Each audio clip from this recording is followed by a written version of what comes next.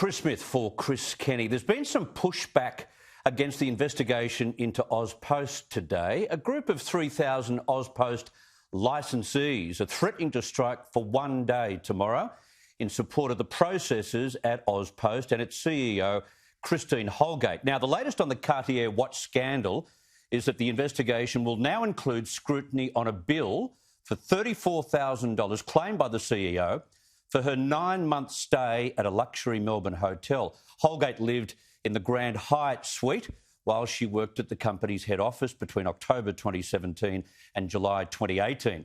Now, post office licensees across the country are threatening to close thousands of outlets and are each set to mail Prime Minister Scott Morrison a $5 note to show their support for the embattled CEO. Licensed Post Office Group Executive Director is Angela Cramp, and she joins me right now. Angela, thank you very much for your time. Thank you. So you represent how many AusPost outlets? Probably about a third of the 2,800 licensees. And what's been the universal reaction to the kerfuffle over the Cartier watches? Everyone's horrified. We are actually soul-destroyed to lose the best CEO that Australia Post has had. I've been a licensee for 20 years. I know the difference. But is Cartier watches the way the taxpayer would like to see their enterprise used as bonus items? Australia Post is an independent business enterprise, totally separate from legally and financially from the federal government. It's responsible for its own day-to-day operations. But the deal that was done increased the revenue to Australia Post by $100 million. And I've heard that you feel that these are well-paid executives. The previous executives that brokered a deal with the bank cost Australia Post $50 million, and most of that money came out of licensees' pockets. We did not get recovery of cost to serve.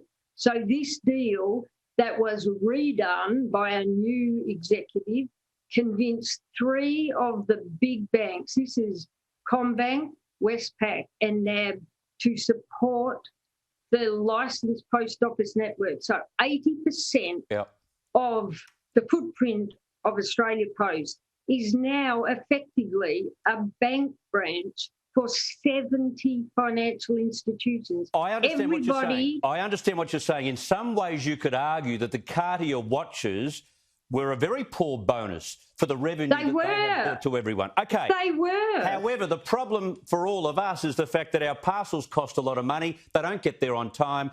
Our mail doesn't get delivered every day like it used to. We're not getting the service we used to get. Okay. Did you send parcels every day last year? No, but a lot of people have, you know. Okay, yeah, but, you know, we have been swamped. Nobody told us we were suddenly going to be everybody's logistics provider. We are behind the 8 ball. We are scrabbling to catch up. We are doing an enormous job. Well, hang on a minute. If they're making $58 million in profit, surely they could give you some of that to handle the extra traffic.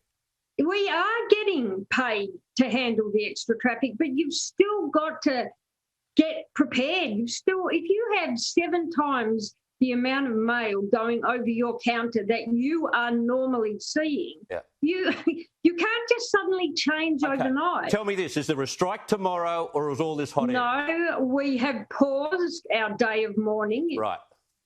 We hope good judgment is going to prevail. Are you sending the $5 to the Prime Minister? We are absolutely sending. That started last week. We are absolutely sending the $5 to chip in to cover the cost of the watches. I would have paid for those watches myself for the return those people did to my business. Yeah, given the way this enterprise operates, I think you've got a fair argument. It's just, in light of what's happening across Australia at the moment, people have overreacted and they don't know about the $90 million bonus system that operates in Australia Post. But Angela Cramp... The problem is, it's historic.